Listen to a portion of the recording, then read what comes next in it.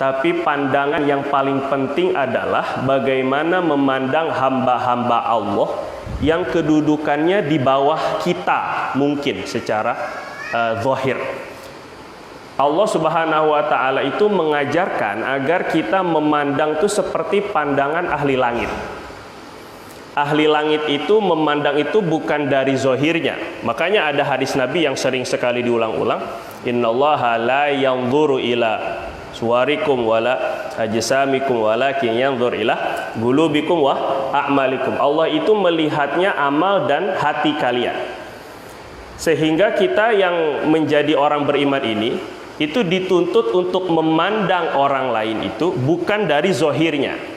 Yang walaupun mungkin lebih lemah, yang walaupun mungkin lebih rendah, yang walaupun mungkin lebih jelek, yang walaupun lebih miskin, hitam, hidup lagi, la ilaha illallah.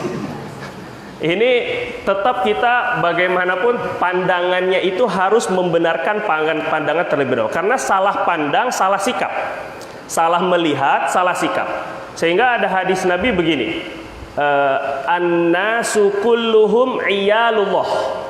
Manusia semuanya itu keluarganya Allah. Manusia semuanya adalah keluarganya Allah. Wa ahabbuhum ilaih ahsanuhum li'iyalih. Yang paling Allah cintai di antara manusia semuanya adalah yang paling baik kepada keluarganya. Oh, dia ciptaan Allah. Walaupun Allah hasyalillah, nggak mungkin Allah SWT punya keluarga. Tapi ini takriman. Ini sebagai bentuk penghormatan besar dari Allah. Bagaimanapun, sebagaimana ketika iblis itu tidak mau sujud kepada Adam. Padahal Allah katakan, khalaqtu biyadai. Kenapa kamu nggak mau sujud kepada makhluk yang aku ciptakan sendiri? Jadi tidak melihat kepada siapa yang menciptakan, yang melihat kepada zat. Ini yang awal pertama kali rusaknya dunia dan rendahnya akhlak, karena melihat kepada zat, kepada siapa kita berbicara, kepada siapa kita bersikap. Kita melihat kepada orang atau lawan kita bicara atau lawan kita bersikap, bukan kepada siapa yang menciptakannya. Padahal kalau seandainya kita berbuat baik kepada siapapun atau kepada hamba-hamba Allah, yang balas itu bukan hambanya, yang balas tuannya, yang punya. Dan balasan Allah Jalla wa'ala tentu lebih besar, lebih gede, dan ghairu mamnun, tidak ada hitungannya. Jadi kita ketika bersikap, kalau sekarang mungkin gak ada hamba saya, udah pembantu. Yang di rumah ada mbak-mbak, embok-embok, emas-emas yang suka kerja nyapu, ataupun juga suka cuci piring, ataupun juga khidmat mungkin jagain anak, nyetrika baju dan sebagainya.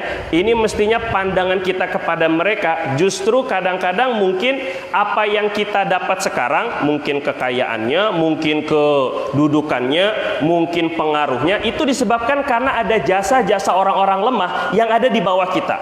Dan mereka itu seperti halnya bangunan. Bangunan itu kalau ibarat Agim bilang, bangunan itu nggak boleh saling menyombongkan diri. Bahkan bangunan-bangunan seperti yang kita sekarang lihat, yang cantik, yang indah seperti ini, tidak boleh merasa sombong kepada paku.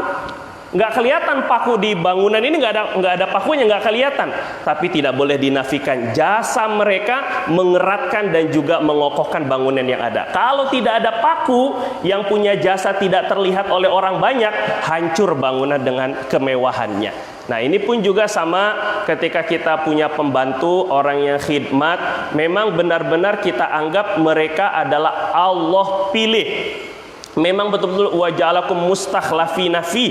Memang Allah taskhir, Allah tundukkan mereka untuk menjadi orang yang berkhidmat kepada kita. Bukan karena kita lebih kaya.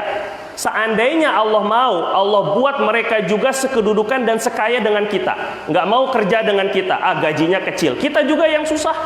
Jadi kalau seandainya kita punya pembantu, jangan semena-mena. Apalagi kalau seandainya kita berikan beban, tugasan yang melebihi daripada gaji mereka. Ataupun juga sudahnya capek-capek dimarahin lagi. Terus nyuruhnya pakai kaki lagi, nunjuknya pakai kaki lagi. La ilah, bi, tolong diambilin bi. Tuh, tolong tuh ini ya, bersihin nih. Nah, kita jangan sampai ada merasa diri kita lebih baik daripada mereka. Perbaiki kembali pandangan, asa ayyakunu khairam minhum. Jangan-jangan dia lebih baik dari kita. Jangan-jangan cerita seperti Sayyidina Abdullah bin Mubarak yang bertemu dengan hamba saya ternyata wali min auliyaillah, ketika ketahuan kewaliannya minta langsung meninggal dunia. Mungkin jangan-jangan pun juga pembantu kita seperti itu.